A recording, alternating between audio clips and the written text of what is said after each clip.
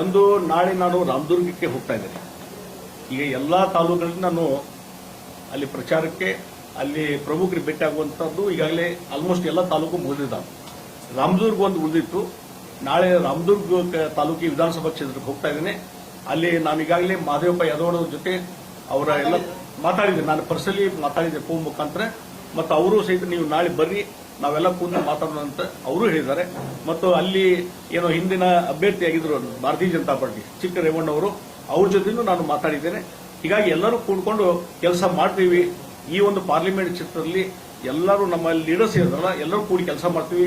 ಅಲ್ಲಿ ಕಾರ್ಯಕರ್ತರ ಒಂದು ದೊಡ್ಡ ಟೀಮ್ ಇದೆ ನಮ್ಮ ರಾಮದುರ್ಗದಲ್ಲಿ ಮತ್ತು ಜನರ ಬೆಂಬಲ ಇದೆ. ಹೀಗಾಗಿ ಮಹದೇವಪ್ಪ ಯಾದವ್ ಅವರನ್ನು ವಿಶ್ವಾಸ ತೆಗೆದುಕೊಂಡು, ಚಿಕ್ಕರೇವಣ್ಣು ವಿಶ್ವಾಸ ತೆಗೆದುಕೊಂಡು ಅಲ್ಲಿ ನಾಳೆ ನಾನು ಹೋಗ್ತಾ ಇದ್ದೇನೆ. ಅಲ್ಲಿ ಪ್ರವಾಸ ಮಾಡ್ತೇನೆ. ಎಲ್ಲವೂ ಸರಿ ಆಗ್ತದೆ. ಅವರೇನು ಕಾಂಗ್ರೆಸ್ಗೆ ಹೋಗುವಂತ ಪ್ರಶ್ನೆ ಇಲ್ಲ. ನಿನ್ನೆ ನಾನು ಬೈಲಹೊಂಗಲದಲ್ಲಿ ಕ್ಯಾಂಪೇನ್ ಮಾಡಿದಾಗ ಬೂತ್ ಮಟ್ಟದ ಕಾರ್ಯಕರ್ತರ ಸಭೆ ಮಾಡಿದಂಥ ಸಂದರ್ಭದಲ್ಲಿ ಇರ್ಬೋದು ಅಥವಾ ಬೇರೆ ಬೇರೆ ಪ್ರಮುಖರು ಭೇಟಿಯಾದಂಥ ಸಂದರ್ಭದಲ್ಲಿ ನಮ್ಮ ವಿಶ್ವನಾಥ ಪಾಟೀಲ್ ಏನಿದ್ದಾರೆ ಮಾಜಿ ಶಾಸಕರು, ಅವರು ನನ್ನ ಜೊತೆ ಇದ್ರು. ಜಗದೀಶ್ ಮೆಟುಗುಡ್ಡು ಅವರು ನನ್ನ ಜೊತೆ ಇದ್ರು. ನಮ್ಮ ಶಂಕರ್ ಅವರು ಸಹಿತ ನಮ್ಮ ಜೊತೆ ಇದ್ದು ಎಲ್ಲರೂ ಕೂಡಿ ಎಲ್ಲಾ ಕಾರ್ಯಕ್ರಮದಲ್ಲಿ ಭಾಗವಹಿಸಿದ್ವಿ. ಸಾಯಂಕಾಲ ನಡೆದಂತ ಬೂತ್ ಮಟ್ಟದ ಕಾರ್ಯಕ್ರಮದಲ್ಲಿ ಸಹಿತ ಎಲ್ಲರೂ ಭಾಗವಹಿಸಿ ಮತ್ತು ಇಲ್ಲಿದ್ದಂಥ ಲೀಡರ್ಸ್ ಆಲ್ಮೋಸ್ಟ್ ಎಲ್ಲರೂ ಅದರಲ್ಲಿ ಭಾಗವಹಿಸಿ ಒಂದು ಸಭೆಯನ್ನು ಯಶಸ್ವಿಯಾಗಿದೆ. ಎಲ್ಲರೂ ಒಗ್ಗಟ್ಟಿಂದ ಕೆಲಸ ಮಾಡಿದ್ರೆ ಬೈಲಹೊಂಗಲದಲ್ಲಿ ಇವತ್ತು ಎಲ್ಲರೂ ಅವತ್ತು ಪಣ ತೊಟ್ಟಿದ್ದಾರೆ. ನಿನ್ನೆ ಈ ಸಲ ಕನಿಷ್ಠ ಪಕ್ಷ 25,000 ಲೀಡು ನಾವು ಬೈಲಹೊಂಗಲಕ್ಕೆ ಕೊಡ್ತೇವೆ ಅನ್ನುವಂಥದ್ದು ಆ ಒಂದು ಭರವಸೆಯ ಮೇಲೆ ಉತ್ತಮವಾದಂತಹ ಒಂದು ಕೋಆರ್ಡಿನೇಷನ್ ಸಭೆ ಇವತ್ತು ನಡೀತು. ಈಗಾಗಲೇ ನಾವು ಕೆಲಸವನ್ನು ಪ್ರಾರಂಭ ಮಾಡಿದ್ವಿ. ಭಾರತೀಯ ಜನತಾ ಪಾರ್ಟಿ ಮತ್ತು ಜೆಡಿಎಸ್ ಕಾರ್ಯಕರ್ತರು, ಕೆಳ ಹಂತದಲ್ಲಿರುವಂತಹ ಕಾರ್ಯಕರ್ತರು ಇರ್ಬೋದು ಮತ್ತು ಜಿಲ್ಲೆಯ ಮುಖಂಡರು ಈಗಾಗಲೇ ಈ ಒಂದು ಪ್ರಚಾರದಲ್ಲಿ ತೊಡಗಿದ್ದಾರೆ. ಮತ್ತು ನಾನು ಎಲ್ಲೆಲ್ಲಿ ಪ್ರವಾಸ ಮಾಡಿದ್ದೇನೆ ಎಲ್ಲ ಕಡೆಗೂ ಸಹಿತ ಇವತ್ತು ಜೆಡಿಎಸ್ ಕಾರ್ಯಕರ್ತರು ಮತ್ತು ಅಲ್ಲಿ ಮುಖಂಡರು ಬಂದು ಸಹಕಾರ ಕೊಟ್ಟು ಕೆಲಸವನ್ನು ಮಾಡಲಿಕ್ಕೆ ಪ್ರಾರಂಭ ಮಾಡಿದ್ದಾರೆ. ಇವತ್ತು ರಾಜ್ಯ ಮಟ್ಟದಲ್ಲಿ ಮತ್ತು ರಾಷ್ಟ್ರ ಮಟ್ಟದಲ್ಲಿ ಜೆಡಿಎಸ್ ಮಾನ್ಯ ದೇವೇಗೌಡರು ಮಾಜಿ ಪ್ರಧಾನಮಂತ್ರಿಗಳು ಮತ್ತು ಎಚ್ ಡಿ ಕುಮಾರಸ್ವಾಮಿ ಅವರು ಮಾಜಿ ಮುಖ್ಯಮಂತ್ರಿಗಳು ಅವರ ನೇತೃತ್ವದಲ್ಲಿ ನಮ್ಮ ರಾಷ್ಟ್ರೀಯ ನಾಯಕರ ಜೊತೆ ಮಾತುಕತೆ ಮಾಡಿಕೊಂಡು ಇವತ್ತೇನು ಎನ್ಡಿಎ ಕೂಟದಲ್ಲಿ ಇವತ್ತೇನು ಜೆಡಿಎಸ್ ಅವರು ಅದ್ರ ಜೊತೆ ಕೈ ಜೋಡಿಸಿದ್ದಾರೆ. ಇದು ಬಹಳ ಒಂದು ಸಂತೋಷದ ಸಂಗತಿ ಅನ್ನುವಂಥ ಮಾತನ್ನ ಈ ಸಂದರ್ಭದಲ್ಲಿ ಹೇಳ್ತೀನಿ. ಮತ್ತು ಒಂದು ಮಾತು, ಭಾರತೀಯ ಜನತಾ ಪಾರ್ಟಿ ಮತ್ತು ಜೆಡಿಎಸ್ ಇದು ನ್ಯಾಚುರಲ್ ಅಲೈನ್ಸ್, ನ್ಯಾಚುರಲ್. ಯಾಕಂದ್ರೆ ಜನತಾ ಪರಿವಾರ ಹಿಂದೆಲ್ಲ ನಾವು ನೋಡಿದ್ದೀವಿ, ಸಂಸ್ಥಾ ಕಾಂಗ್ರೆಸ್ ಇಟ್ಕೊಂಡು ಜನತಾ ಪರಿವಾರ ಆದಮೇಲೆ ಹಿಂದೆ ರಾಮಕೃಷ್ಣ ಹೆಗಡೆ ಅವರು, ದೇವೇಗೌಡರು, ಬೊಮ್ಮಾಯಿ ಅವರು ಎಲ್ಲರೂ ಕೂಡಿ ಇದ್ದಂಥ ಸಂದರ್ಭದಲ್ಲಿ ಒಂದು ಅವರ ನಿಲುವು ಕಾಂಗ್ರೆಸ್ಸಿನ ವಿರೋಧಿಯಾದಂತಹ ಒಂದು ನಿಲುವು ಇದ್ದದ್ದು ನಾವೆಲ್ಲ ನೋಡಿದ್ದೇವೆ. ಹಿಂದೆ ಜನತಾದಳ ಎಲ್ಲ ಕೂಡ್ಕೊಂಡು ಜನತಾ ಪಕ್ಷ ಅಂತ ಆದಾಗ ಬಿಜೆಪಿ ಎಲ್ಲ ಮರ್ಜ್ ಆಗಿ ರಾಷ್ಟ್ರ ಮಟ್ಟದಲ್ಲಿ ಎಮರ್ಜೆನ್ಸಿ ಲಿಫ್ಟ್ ಆದ್ಮೇಲೆ ಏನೊಂದು ಒಕ್ಕೂಟ ಆಯಿತು, ಒಂದು ಪಕ್ಷ ಆಯಿತು, ಅದರಲ್ಲಿ ಎಲ್ಲರೂ ಇದ್ದು ನಾವೆಲ್ಲ ಇದ್ವಿ. ಹೀಗಾಗಿ ಅವತ್ತಿಂದ ಇವತ್ತಿಂದು ಸಂಬಂಧ ಅದು ಬೆಳ್ಕೊಂತ ಬಂದದ. ಮತ್ತು ಹಿಂದೆ 2020 ಅಂತ ಹೇಳಿ ಏನೊಂದು ಸಮ್ಮಿಶ್ರ ಸರ್ಕಾರ ಆಯಿತು 20 ತಿಂಗಳು ಅಂತ. ಅದರಲ್ಲಿ ಭಾರತೀಯ ಜನತಾ ಪಾರ್ಟಿ ಮತ್ತು ಜೆಡಿಎಸ್ ಅಲೈನ್ಸ್ ಮುಖಾಂತರ ಅವತ್ತು ಕುಮಾರಸ್ವಾಮಿ ಅವರು ಮುಖ್ಯಮಂತ್ರಿ ಆದರು, ಯಡಿಯೂರಪ್ಪನವರು ಉಪಮುಖ್ಯಮಂತ್ರಿ ಆದರು. ಆ ಸಂದರ್ಭದಲ್ಲಿ ಏನೊಂದು ಒಕ್ಕೂಟ ಪ್ರಾರಂಭ ಇತ್ತು, ಅದು ಆ ಸಂಬಂಧ ಮೊದಲಿಂದ ಬೆಳ್ಕೊಂಡು ಬಂದಿದೆ. ಹೀಗಾಗಿ ಇದು ಕೇವಲ ಇವತ್ತಿನ ಸಂಬಂಧ ಇವತ್ತಿಂದ ಅರ್ಥಲ್ಲ, ಬಹಳ ವರ್ಷದಿಂದ ಭಾರತೀಯ ಜನತಾ ಪಾರ್ಟಿ ಮತ್ತು ಜೆಡಿಎಸ್ ಹೊಂದಾಣಿಕೆ ಮಾಡಿಕೊಂಡು ಅಲೈನ್ಸ್ ಮಾಡ್ಕೊಂಡು ಬಂದಿದ್ದೇವೆ. ಈ ಸಲ ಅಧಿಕೃತವಾಗಿ ಮಾನ್ಯ ದೇವೇಗೌಡಜಿ ಅವರ ಆ ನೇತೃತ್ವದಲ್ಲಿ ಇವತ್ತಿನ ಅಲೈನ್ಸ್ ಆಗಿದೆ. ಇದು ಬಹಳ ಒಂದು ಸಂತೋಷದ ಸಂಗತಿ ಅನ್ನುವಂಥ ಮಾತನ್ನ ಈ ಸಂದರ್ಭ ಹೇಳ್ತೀನಿ. ಮತ್ತು ಮಾನ್ಯ ದೇವೇಗೌಡರು ಫಸ್ಟ್ ಟೈಮ್ ಮುಖ್ಯಮಂತ್ರಿ ಆದ ಸಂದರ್ಭದಲ್ಲಿ 94ರಲ್ಲಿ ನಾನು ಶಾಸಕನಾಗಿ ವಿಧಾನಸಭೆ ಪ್ರವೇಶ ಮಾಡಿದ್ದೆ. ಹೀಗಾಗಿ ಅವರ ಅನುಭವ, ಅವರ ಹಿರಿತನ ಇವತ್ತು ನಮ್ಮೆಲ್ಲರಿಗೂ ಗೊತ್ತಿರುವಂತದ್ದು. ನೀರಾವರಿಗೆ ಸಂಬಂಧಪಟ್ಟಂತೆ ಇರಬಹುದು ಮತ್ತು ಇನ್ನಿತರ ಹಲವಾರು ವಿಚಾರಗಳಿಗೆ ಸಂಬಂಧಪಟ್ಟಂತೆ ಕರ್ನಾಟಕದ ವಿಚಾರ ಬಗ್ಗೆ ಆಳವಾಗಿ ಅಧ್ಯಯನ ಮಾಡಿದಂತಹ ಒಬ್ಬ ರಾಜಕಾರಣಿ ಯಾರಿದ್ರೆ ಮಾನ್ಯ ದೇವೇಗೌಡರಿಗೆ. ಹೀಗಾಗಿ ಎಲ್ಲರೂ ಸಹಿತ ಅವರ ಮಾರ್ಗದರ್ಶನ ಬಗ್ಗೆ ಪಾರ್ಟಿ ಪಂಗಡ ಇವತ್ತು ಅಲೈನ್ಸ್ ಆಗಿದೆ. ಅಲೈನ್ಸ್ ಇಲ್ಲದಂತ ಸಂದರ್ಭದಲ್ಲಿ ಸಹಿತ ಅವ್ರ ಜೊತೆ ಹೋಗಿ ಅವರ ಮಾರ್ಗದರ್ಶನ ತೆಗೆದುಕೊಳ್ಳುವಂತ ಕೆಲಸ ಎಲ್ಲಾ ಪಕ್ಷದವರು ನಾವೆಲ್ಲ ಮಾಡ್ತಿದ್ವಿ. ಈಗ ಅದು ಬಹಳ ಇನ್ನೂ ನಮ್ಮ ಜೊತೆ ಇದ್ದುದರಿಂದ ಇನ್ನೂ ಹೆಚ್ಚು ನಮಗೆ ಅನುಕೂಲ ಆಗಿದೆ. ಮತ್ತು ನರೇಂದ್ರ ಮೋದಿಜಿಯವರು ಸಹಿತ ಇವತ್ತು ಮಾನ್ಯ ದೇವೇಗೌಡರ ಬಗ್ಗೆ ಬಹಳ ಅಪಾರವಾದಂತಹ ಗೌರವ ಇದ್ದಂಥ ವ್ಯಕ್ತಿ ನರೇಂದ್ರ ಮೋದಿ ಅವರು. ಯಾವ ಪ್ರತಿ ಹಂತದಲ್ಲಿ ಸಹಿತ ಅವರು ಬಂದಾಗ ಇಮಿಡಿಯೇಟ್ಲಿ ಅವ್ರ ಜೊತೆ ಸಮಾಲೋಚನೆ ಮಾಡಿಕೊಂಡು ಇನ್ನೂ ಹಲವಾರು ವಿಚಾರ ಬಗ್ಗೆ ಚರ್ಚೆ ಮಾಡುವಂತ ಕೆಲಸ ಇನ್ನೂ ಆಗಿದೆ, ಮುಂದೆಯೂ ಆಗ್ತಾ ಇದೆ. ಆ ಹಿನ್ನೆಲೆಯಲ್ಲಿ ಇವತ್ತಿನ ಅಲೈನ್ಸ್ ಆಗಿದೆ. ಈ ರಾಜ್ಯ ಮಟ್ಟದಲ್ಲಿ ಈಗಾಗಲೇ ಅಲೈನ್ಸ್ ಒಂದು ಸಭೆ ಆಗಿದೆ ರಾಜ್ಯ ಮಟ್ಟದಲ್ಲಿ. ಈಗ ಜಿಲ್ಲಾ ಮಟ್ಟದಲ್ಲಿ ಎಲ್ಲಾ ಕಡೆನೂ ಮಾಡಬೇಕು ಅನ್ನುವಂಥ ನಿರ್ಧಾರ ಹಿನ್ನೆಲೆಯಲ್ಲಿ ಇವತ್ತು ನಮ್ಮ ಲೋಕಸಭೆ ಸೀಮಿತವಾಗಿ ಇವತ್ತು ಈ ಒಂದು ಸಭೆಯನ್ನು ಮಾಡಿದ್ವಿ. ಮತ್ತು ಅವರು ಸಹಿತ ಹಲವಾರು ಸಲಹೆ ಸೂಚನೆ ಕೊಟ್ಟಿದ್ದಾರೆ. ಮತ್ತು ನಮ್ಮ ಕಡೆಯಿಂದ ಸಲಹೆ ಸೂಚನೆ ಆಗಿದೆ. ಎಲ್ಲರೂ ಕೂಡ್ಕೊಂಡು ಒಗ್ಗಟ್ಟಿನಿಂದ ಕೆಲಸ ಮಾಡಬೇಕಂತ ನಿರ್ಧಾರ ಆಗಿ ಇವತ್ತು ಈ ಅಲಯನ್ಸ್ ಅನ್ನು ಮುಂದುವರಿಸಿಕೊಂಡು ಮತ್ತು ಈ ಬೆಳಗಾವಿ ಲೋಕಸಭಾ ಕ್ಷೇತ್ರದಲ್ಲಿ ನರೇಂದ್ರ ಮೋದಿ ಅವರನ್ನ ಮತ್ತೊಮ್ಮೆ ಪ್ರಧಾನಮಂತ್ರಿ ಮಾಡಬೇಕನ್ನುವಂತ ಏನು ಉದ್ದೇಶ ಇದೆ, ಆ ಹಿನ್ನೆಲೆಯಲ್ಲಿ ನಾವೆಲ್ಲ ಕೂಡಿ ಕೆಲಸ ಮಾಡ್ತಿದ್ರೆ ಅವರು ಕೈ ಜೋಡಿಸಿದ್ದಾರೆ. ಅವರ ಸಹಕಾರ ತೆಗೆದುಕೊಂಡು ಈ ಒಂದು ಕ್ಷೇತ್ರದಲ್ಲಿ ಭಾರತೀಯ ಜನತಾ ಪಾರ್ಟಿ ಹೆಚ್ಚಿನ ಮತಗಳ ಅಂತರಿಂದ ಗೆಲ್ಲಕ್ಕೆ ಏನ್ ಪ್ರಯತ್ನ ಆಗಬೇಕು, ಗೆಲ್ಲುವಂತಹದ್ದು ವಿಶ್ವಾಸವನ್ನ ನಾನು ವ್ಯಕ್ತಪಡಿಸ್ತೇನೆ. ನೋಡಿ, ಒಂದು ನಾನು ಹೇಳ್ತೀನಿ, ಕಾಂಗ್ರೆಸ್ನವರು ಈ ರೀತಿ ಅಪಪ್ರಚಾರ ಮಾಡಲಿಕ್ಕೆ ನಿಶ್ಚಿಮರು ಅಂತ ನಾನು ಹೇಳ್ತೀನಿ.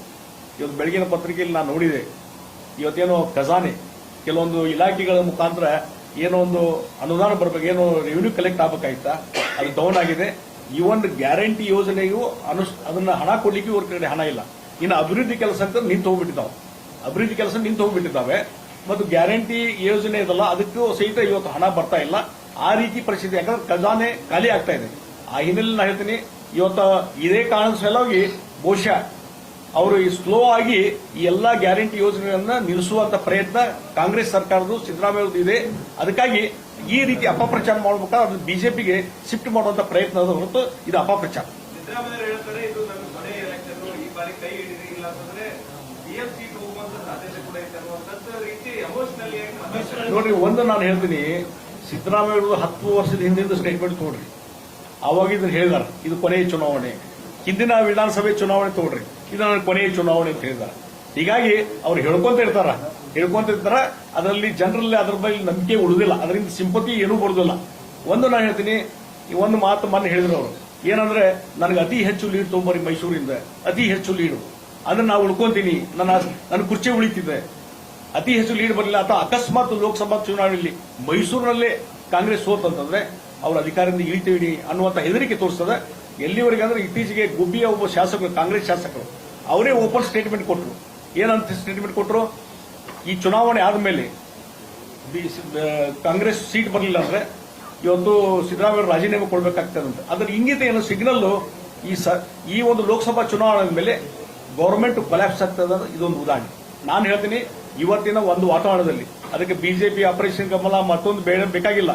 ಇವತ್ತಿನ ಚುನಾವಣೆಯಲ್ಲಿ ಬಿಜೆಪಿ 28 ಸ್ಥಾನ, ಬಿಜೆಪಿ ಜೆಡಿಎಸ್ ಕೂಡಿ 20 ಸ್ಥಾನ ಗಳಿಸ್ತೇವೆ. ಮತ್ತು ಇಲ್ಲಿ ಚುನಾವಣೆ ನಂತರ ಈಗಾಗಲೇ ಕಾಂಗ್ರೆಸ್ಸಿನ ಶಾಸಕರಲ್ಲಿ ಆಕ್ರೋಶ ಇದೆ. ಯಾವುದೇ ಕೆಲಸ ಕಾರ್ಯಗಳಾಗ್ತಾ ಇಲ್ಲ, ಯಾವ ಮುಖ್ಯಮಂತ್ರಿಗಳು ಮತ್ತು ಉಪಮುಖ್ಯಮಂತ್ರಿ ನಮ್ಮನ್ನು ಮಾತಾಡಿಸ್ತಾ ಇಲ್ಲ, ಯಾವ ಮಂತ್ರಿಗಳು ಸಹಿತ ಕ್ಯಾರೆ ಅಂತ ಇಲ್ಲ. ಅದಕ್ಕಾಗಿ ಈಗಾಗಲೇ ಬೇಜಾರ್ನಲ್ಲಿದ್ದಾರೆ.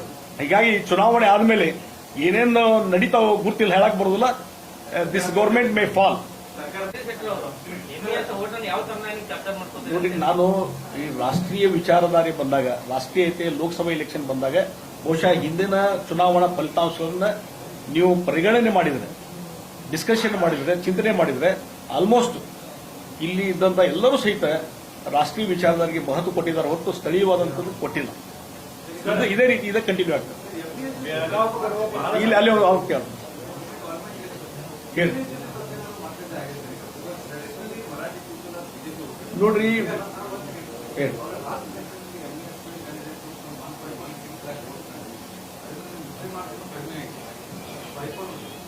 ನೋಡಿ, ಬೈ ಎಲೆಕ್ಷನ್ದಲ್ಲಿ ಆದಂತಹದ್ದು ಅದು ಬೇರೆ. ಇದು ರೆಗ್ಯುಲರ್ ಎಲೆಕ್ಷನ್ ನಡೆಯುವಂತಹ ಜನರಲ್ ಎಲೆಕ್ಷನ್ದಲ್ಲಿ ವೈಯಕ್ತಿಕವಾಗಿ ಹಲವಾರು ಜೊತೆ ನಾನು ಈಗಾಗಲೇ ಮಾತಾಡಿದ್ದೇನೆ. ಡೆಫಿನೆಟ್ಲಿ ಎಲ್ಲರೂ ಅವರು ನಮಗೆ ಬೆಂಬಲ ಕೊಡ್ತಾರಂತ ವಿಶ್ವಾಸಕ್ಕೆ.